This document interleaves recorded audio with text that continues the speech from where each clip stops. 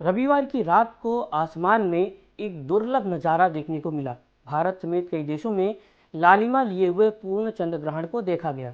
करीब 3 घंटे 30 मिनट तक चला यह चंद्र ग्रहण 2022 के बाद का सबसे लंबा पूर्ण चंद्र ग्रहण था। इस खगोलीय घटना का सनातन संस्कृति में बड़ा ज्योतिषीय महत्व है।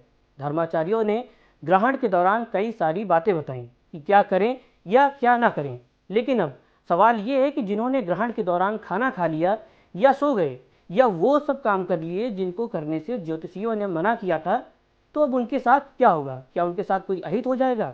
तो चलिए इस बात को थोड़ा गहराई से समझते हैं और अंत में ये बताते हैं कि अब आपको क्या करना चाहिए। नमस्कार, मेरा नाम शुभम तिवारी है और आप देख रहे हैं एनडीटीवी इंडिया।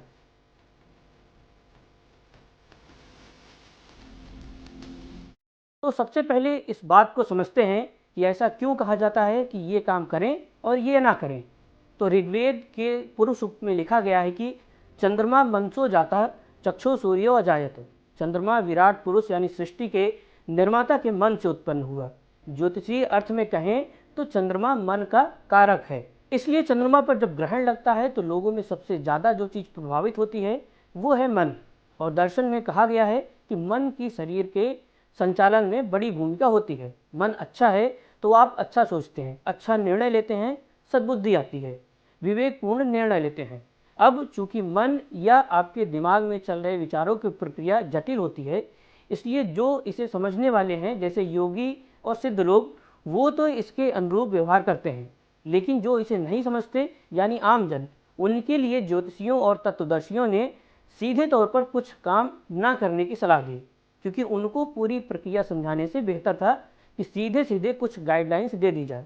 और इसलिए सोने और पूजा भजन जैसे ऐसे कामों को करने की मनाही होती है जिसमें मन का अहम रोल हो।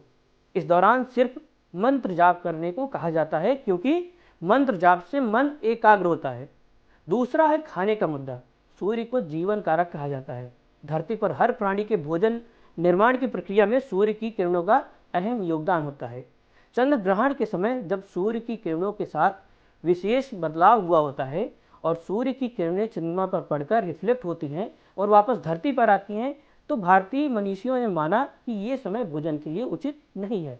इसलिए भोजन बनाने और करने के लिए उन्होंने रोका। लेकिन अब सवाल है कि जिन्होंने इन बातों का ध्यान नहीं दिया वो अब क्या करें। तो उपाय के तौर पर कहा गया है कि गायत्री मंत्र का ज़्यादा से ज़्यादा जाप करें और कुछ दिन सात्विक जीवन जिए, खासकर खाने के मामले में। ये सब करने से ग्रहण के दोष का नकारात्मक प्रभाव मन और शरीर पर जो पड़ने वाला होता है वो कम होता है। तो ये था चंद्र ग्रहण के समय निषेध किए जाने वाले कामों का कारण और उससे होने वाले दुष्प्रभाव का निवारण। इस जानकारी को अपने फैमिली और फ्रेंड्स के ग्रुप में भी ज़रूर शेयर करें, ताकि उन्हें भी इस जानकारी से फ़ायदा मिले। और बाकी की देश और दुनिया की खबरों के लिए देखते रहें एनडीटीवी इंडिया। नमस्कार।